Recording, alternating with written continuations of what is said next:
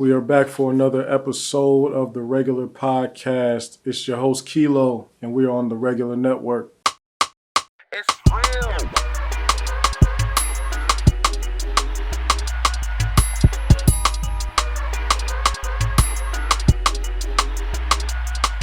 Now, thank y'all for joining me again. Thank you for joining us again. Before we do anything, please make sure you subscribe to the channel. We are trying to get these numbers up. We've been talking about a lot of good stuff lately. I think it's good anyway. Some of y'all think it's good. Make sure you subscribe to the channel. Make sure you like the video, comment on the video, and share the video with your friends and even people who aren't your friends, because, again, we need to get this message out there.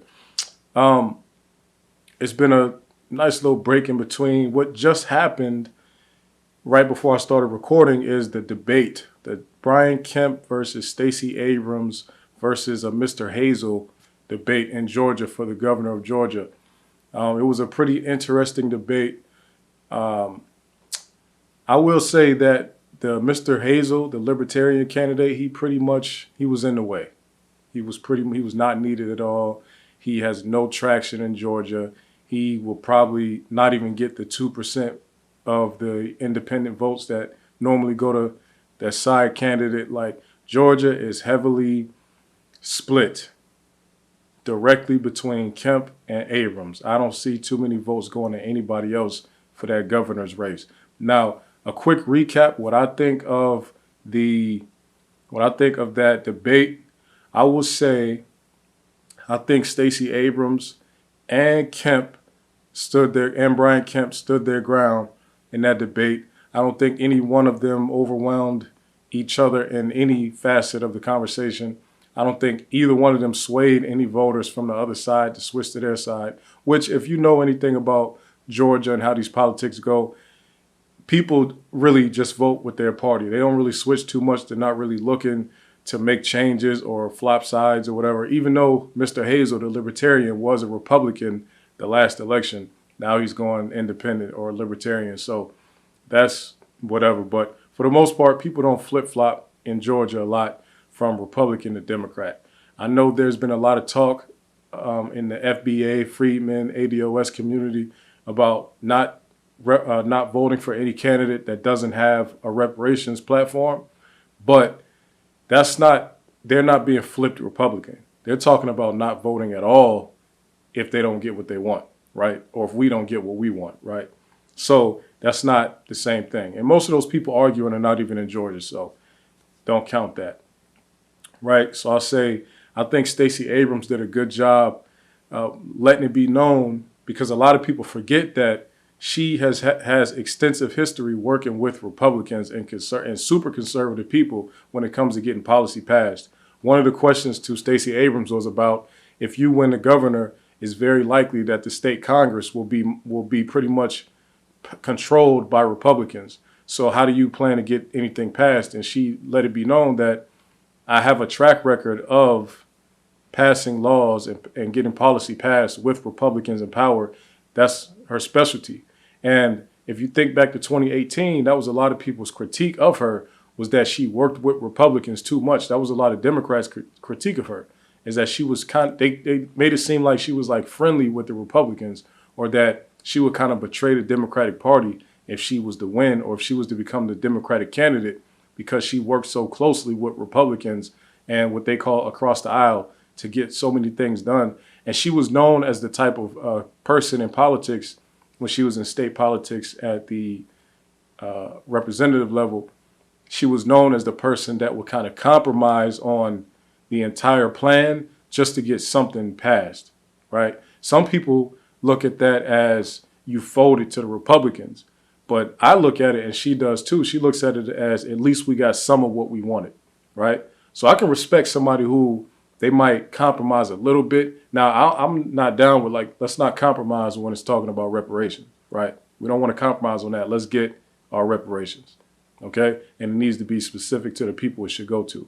But when you're talking about things like the Hope Scholarship in Georgia, when you're talking about things like how many people will be eligible for Medicaid, and when you're talking about things like, voter registration policies and things like that, she has had to bend in the past a little bit just so she can get something passed. Because if you just stand hard on your stance and you don't want to compromise, you won't get anything done. So I respect her for that, and she's right. She has extensive history of working with across the aisle to get things done. So she made that known. She also let it be known that she does have sheriff support in Georgia. She didn't name the sheriffs, and she didn't say how many sheriffs she has supporting her, but she did say that she does have some sheriff support when Brian Kemp tried to challenge her on that. I think Kemp stood his ground as well. I mean, they tried to bring up that. I think one of the first questions they asked him was, does he plan to enforce stricter laws when it comes to abortion? And he pretty much said, no, I don't plan to do that. I plan on helping Georgians get through this tough economy with this inflation. He kept on bringing up the inflation issue. He kept on blaming Biden for the inflation issue and blaming Democrats as a whole, saying that his pretty much number one priority is help Georgians through this crazy inflation we're dealing with right now. So he didn't let the abortion thing get him tripped up, and he didn't say anything crazy when it comes to abortion. A question was asked to Kemp about some task force that he put together during the civil unrest back in 2020, where he sent some type of task force down to various cities in Georgia to help with, I guess, civil unrest, protests and things like that, where local police were standing by not doing anything. And he pretty much said, I was helping them before, but I don't plan to continue doing that. That's not my job. He said that's not the job of the state office. The only reason that he had to do it before was because cities were allowing protesters to just destroy things, and the local police weren't doing anything about it. So I think they all gave, I think both Kemp and Abrams gave good answers to the questions. I don't think that they were really asked anything too tough. They threw a few shots at each other, but nothing disrespectful. Like, this wasn't like Trump and Biden. This wasn't like Herschel Walker and Warnock debate. This was a respectful, people who don't want to look crazy in the media. This is that type of debate. So while this is a major election in Georgia, and while this is an election being watched by people who care about politics all across the country, it wasn't one of those like entertaining, hey, we found some jokes to laugh at type of debates. It was a serious political debate, something that reminds you of 10 years ago type of debate. So I think it was cool. Y'all let me know what y'all think about it. And we could discuss it in the comments section or, wherever you want on social media, whatever. Now, I do want to talk about something real quick because I had, I've been going through something here. And I will say for the first time really in life dealing with like a serious type of medical issue. And I only want to talk about it because I think we need to bring awareness to this. And we talk about this stuff on Twitter, and I've been talking about it on a regular podcast for years about how Black people not getting the proper help in the medical system as we should. And there's this stereotype that Black men, we don't go to the doctor and we don't go get help until it's too late. And I want to point out here, right? Black men, first, there's two things here, right? Some Black men don't go to the doctor because of past experience that we had or somebody in our family has had when it comes to discrimination or some bad care that they received.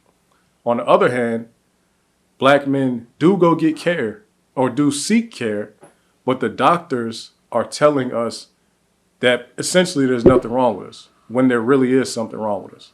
And that leads into my situation, right? I'm not young anymore, but I'm early 30s, so that's young in the grand scheme of things, right? And I did a blood test, and it came back with some abnormalities in kidney function, right? And when I say abnormalities, not like kidney failure or anything like that, but just some abnormalities where it's a red flag. Let's get some preventative measures going on, right? Because we see a problem here with kidney function, right? So the Black doctor, the primary care physician, Black doctor, a woman, an African woman, right? She sees the lab results and says, okay, refers me to a specialist. She says, I think a specialist should talk to you about this. I say, cool. I set up the appointment with the specialist. I go to the specialist. This is a white lady, like a middle-aged white lady. And the white lady is like, oh, no, you just need to drink some water on the day you take a blood test. This is probably nothing. You probably just didn't have a big enough breakfast on that morning, and your blood results look like this because you just need to drink water and eat. And I was like, I didn't do my labs weren't early in the morning like that. It was around 11 o'clock. I had been eating and drinking that day, normally as I do, drinking water a lot. Y'all see me on the podcast. I keep some water. I'm drinking water all day, right? Right? I'm drinking water all day. I'm telling her, excuse me. I'm telling this doctor, no, that couldn't have been the case. I couldn't. The lab results I don't think they look like that due to me not eating or drinking on that morning. She's like, no, I think that's what it is. And this is a doctor. So in their mind, they're not about to argue with you. They're just telling you what it is. So she's like, I think you should do another one, but I'm going to put on the lab order non-fasting lab, because in her mind, I'm assuming that she thinks I'm lying about not eating for this lab, because she sees the results. They look off because of my age, and I'm athletic looking. I'm athletic. I'm pretty active. I'm in shape. You know what I mean? And I'm young, and I'm too young for my results to look like that. So in her mind, I'm just dehydrated and I need to go back and do it. She probably thinks I'm lying about not smoking. I don't smoke. She probably thinks I'm lying about not having had any drinks, any alcoholic drinks for the last 6 months. And this is what black people run into. These are the type of things that push us away from the healthcare system. Fortunately, living in Atlanta, I have the option to say, I need to see another specialist, and I want to find a black specialist this time, right? In Atlanta, we have that opportunity because we have so many black doctors. We have black doctors in pretty much any field you could think of. So we have that opportunity here. But when you think about most of the country, you're not going to find a black doctor. There's black people that live all over the place, right? But there's not black doctors that specialize in anything all over the place, and some things all over the place. You might find a couple black chiropractors in various locations, but for the most part, if you have an issue with your kidneys and you need to see a nephrologist, if you have an issue like a cardiac issue and you want to see one of the best specialists in the area, they won't be black. So you won't have the opportunity to say, I need a second opinion from somebody who's not looking at this from a black people don't feel pain mindset and bias, right? Because being my age, my height, my weight, not obese, anything like that, in shape, fit, and for this lady to just say, oh, your numbers look like this because you need to eat more on the day that you take a blood test. This is the type of thing that leads to black men dying in our 50s from organ failure or organ disease, different organs in our body, organ disease. And this leads to the family members of the ones who die to say, I'm not dealing with doctors because they lied to my family member. They told my family member there was nothing wrong with them. 2 years later, they were stage 4, some disease. And then the doctor said, oh my God, I can't believe you've been walking around like this. You should have passed out a year ago. Right? So I just wanted to and of course I'm gonna go get me a second opinion from another specialist and all that type of stuff, because there's different symptoms that I see now that I've been researching it, and I never thought anything about my kidneys because I thought that there would be more physical signs or physical symptoms like pain or things like that if I had an issue. And there's no physical pain with a lot of kidney issues. You don't feel it. But there's other, but there's other symptoms that I had, but I didn't know that these were symptoms of kidney issues. You understand what I'm saying? So pretty much I want to bring that up to tell y'all, if you find some abnormal lab results, and no matter whether somebody else tells you that your lab results are abnormal or not, anytime you get a lab done and they give you the results, you research those numbers on your own. Look up how much of this specific chemical I need to have, what's a normal range for me to have in my blood, and then how much do I actually have. Do it on your own, because these people will have you thinking that you are perfectly fine, perfectly healthy, because they have this mindset that black people don't feel pain, I've known people that have had cancer for years and a doctor telling them, oh, there's nothing wrong with you. And that person constantly going back to the doctor saying, no, I feel this pain in my stomach. I don't know what's going on. And the doctor saying, no, you're fine. Then one day they go to a different specialist and the specialist is like, oh, no, you have stage 4 cancer. Because these doctors are not taking black pain seriously. And not even pain, they're not taking black health seriously. Still in 2022, we're still dealing with this right now, right? So I will say I'm about to be on a journey to lose some weight. This is my first time in my life ever having to lose weight. And it's not that I have to lose weight because I'm too heavy. It's that I have to lose weight because my organs are not set up for the weight that I have. And let me tell you about the weight that I have, right? For pretty much most of my life, I've been skinny, very skinny, right? So sometime in my 20s, I'm 32 now, sometime in my 20s, maybe when I was 20, sometime in my 20s, early 20s, I said, you know what, I need to start gaining weight. I want to get bulkier, but I just could not get bulky for a long time.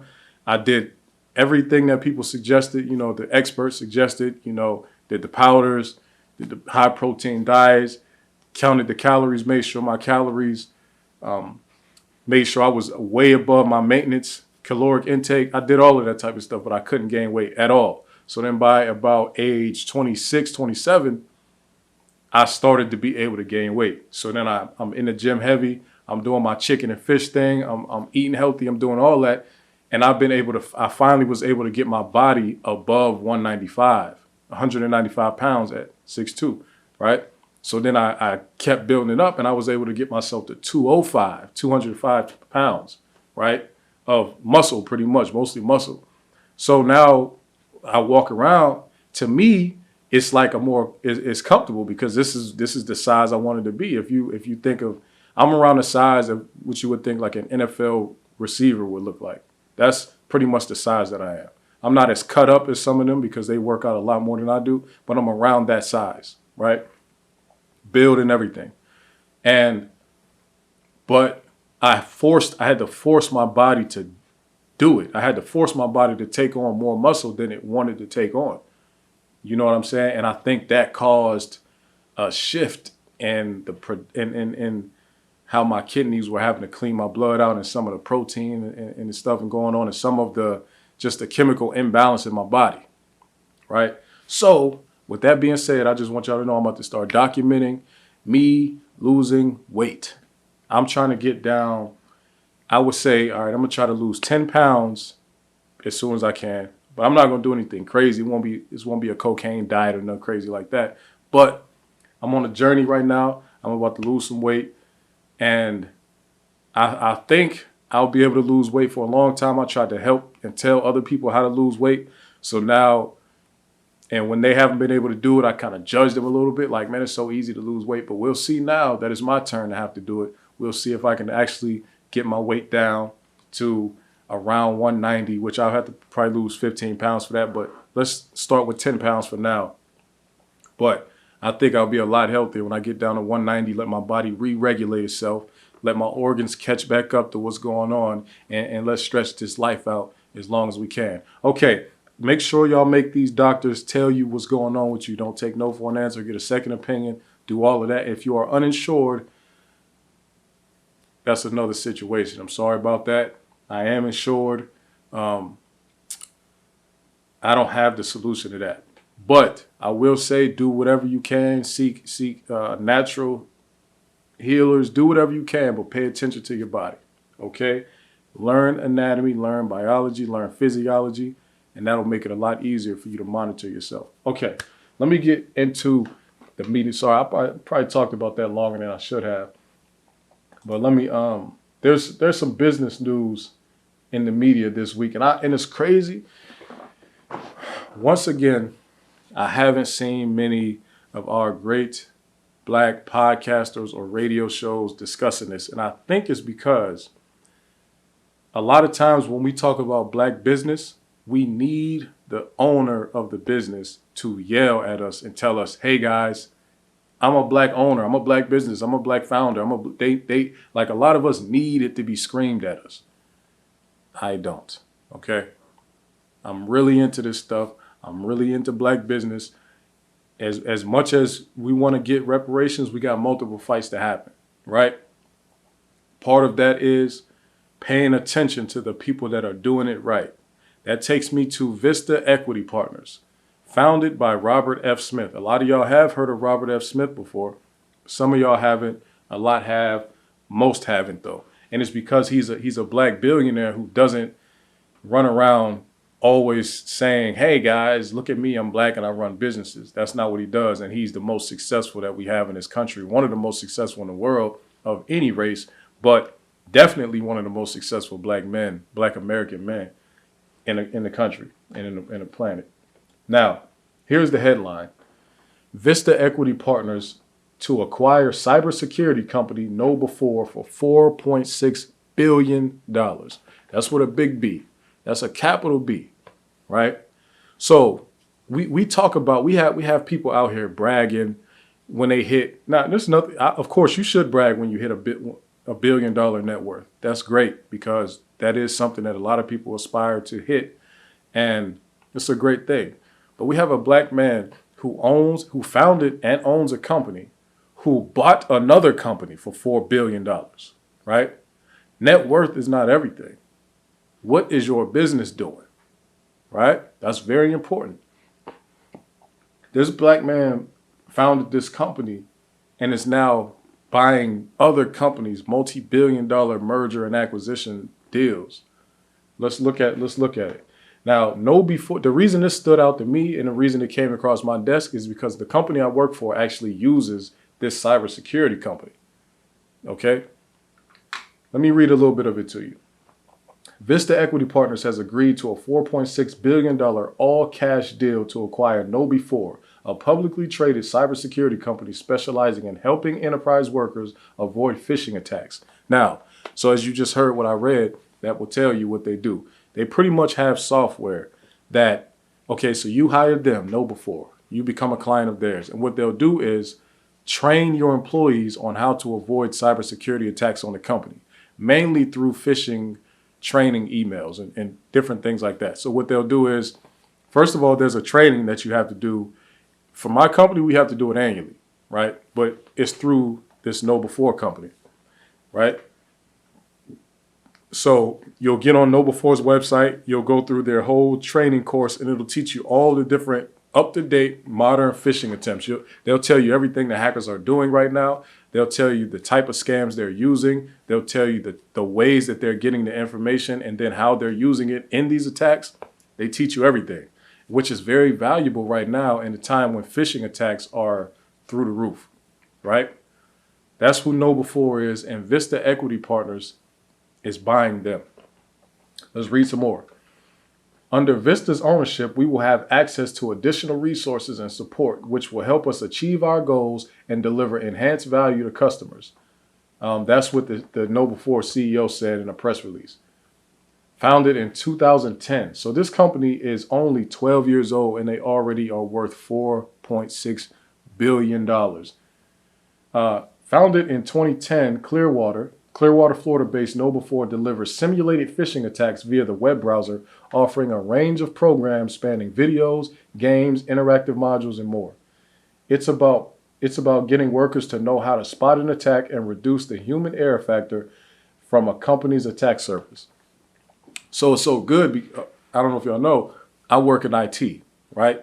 So it's amazing to have a company like this to teach employees, like, bro, you need to know what to look for so that you can avoid getting this company hacked, because companies large and small are being hacked right now and their bank account information is being seized from hackers. They're taking their information and then telling them, listen, give me millions and we'll give you the information back and you'll be good to go. So we need sometimes I get calls and I'm like, hey, I'm in IT, get calls from users at our network and they'll say, hey, I just accidentally clicked on this thing. I think it's a scam or whatever, but I didn't mean to click it. I opened the attachment. They think they opened up some malicious, but it scared them. So now they know they did something wrong, but really it came from KnowBe4. But they don't know that. Also, all we tell them is, hey, make sure you don't do that again. We clean it. We go on the computer, clean it up a little bit. get rid of some old files that don't need to be there anymore. And we let them know, hey, when you see a file or when you see an email or when you see a link that looks like this, do not click it. And then that sticks in their mind. So what KnowBe4 is doing is very, very valuable. I understand why they're worth $4 billion in 2022. Let me do some more scrolling here. Another acquisition that Vista Equity Partners did. Again, this is a black-owned company, private company, a privately owned black company making multi-billion-dollar deals, and the majority of, I don't know if anybody else is talking about it, but the majority of our major black media platforms are not even talking about it. Everybody's too busy talking about Kanye West. Everybody's too busy talking about Glorilla's record deal. Everybody's too busy talking about Nori and Drink Champs. And like, that's good. That's entertaining. Like, I talk about it too, but bro, there's more information out here for us to talk about. And we really, because all of the people that say they want to just ignore Kanye, okay, ignore Kanye. Let's talk about this. Why are y'all not talking about this $1 billion worth of black business that's happening? So Vista Equity Partners acquired a company called Avalara, right? And let me read a little bit about this for you. Avalara Inc., a leading provider of tax-compliant automation for businesses of all sizes, today announced it has entered into a definitive agreement to be acquired by Vista Equity Partners, a leading global investment firm focused exclusively on enterprise software, data, and technology-enabled businesses in partnership with institutional co-investors, right?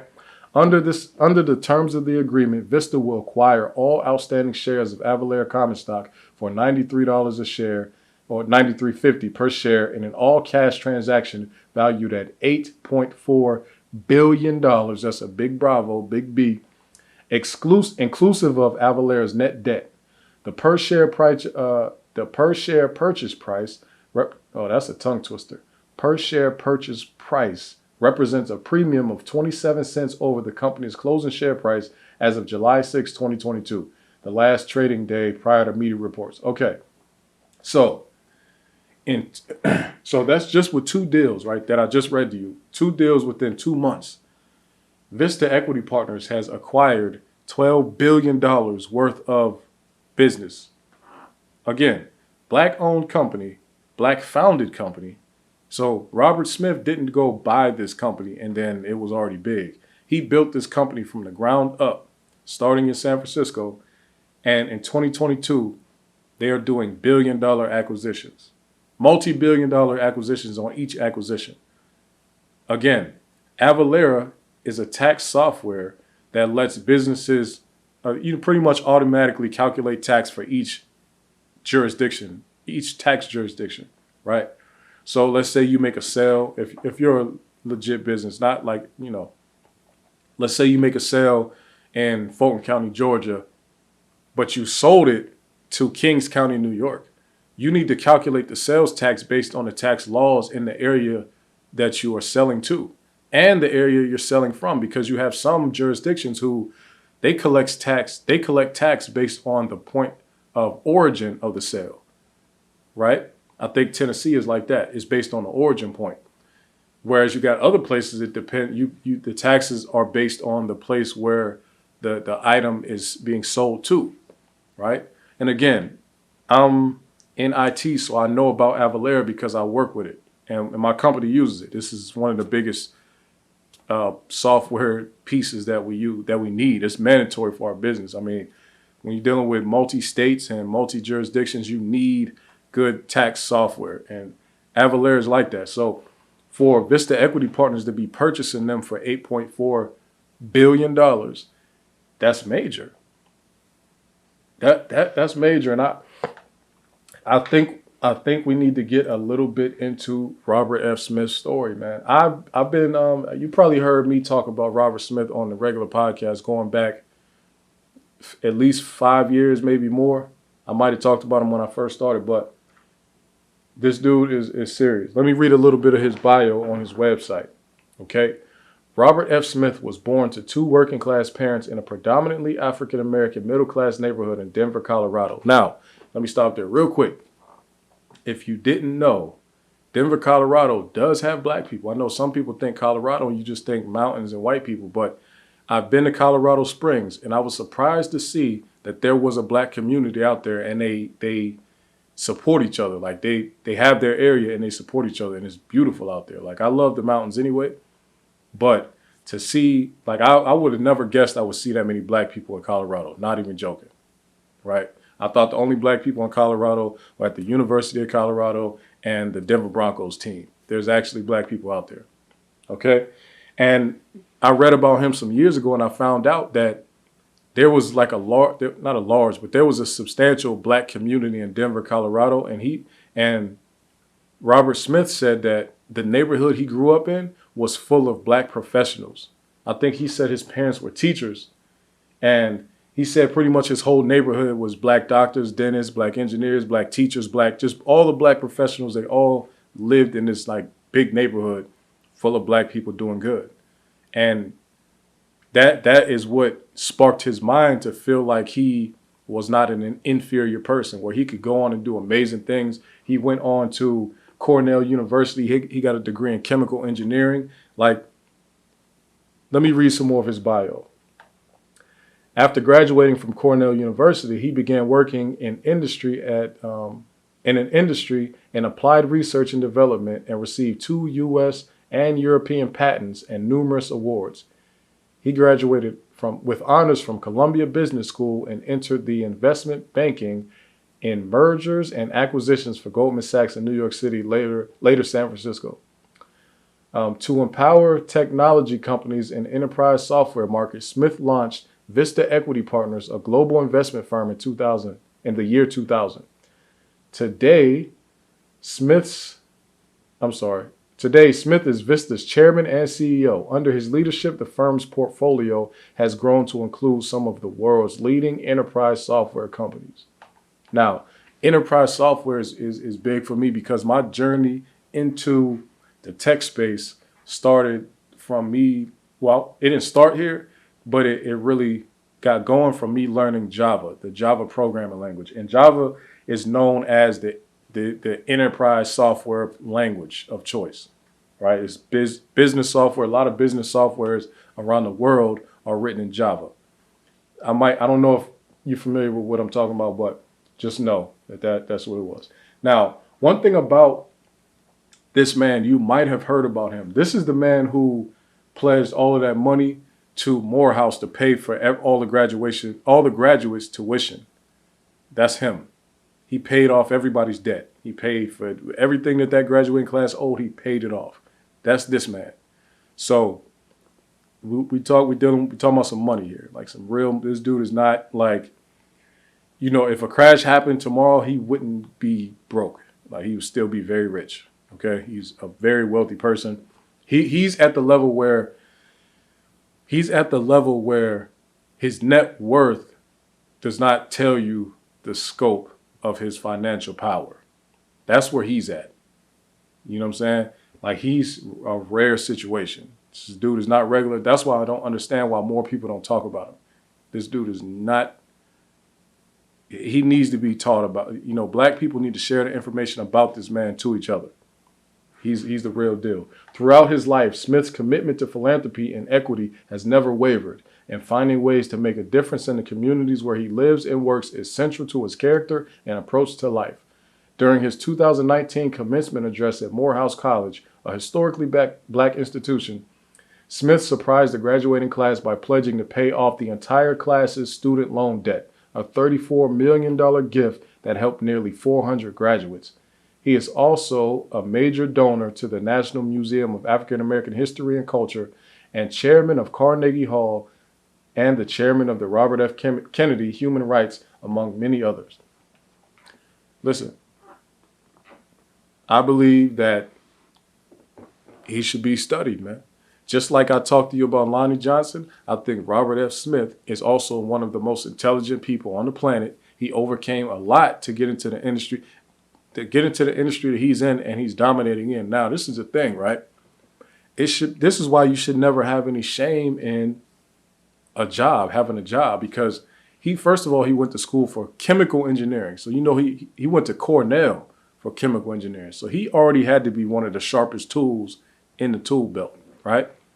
He decided he got a couple patents, US and European patents in chemical engineering, right? Then he went to school, Columbia for business school, and went to go work at Goldman Sachs. Now that was the key. Going to work at Goldman Sachs taught him the game. It taught him the mergers and acquisitions game. That's why this is the business that he's in now. That's his whole business. All he does is go around buying up software companies. That's amazing. I really feel like this is something that we can learn from, whether we decide to go down his route or not. He decided to innovate, and he really is the only black person at that level doing anything even near that. Most white companies are not doing what he's doing, right?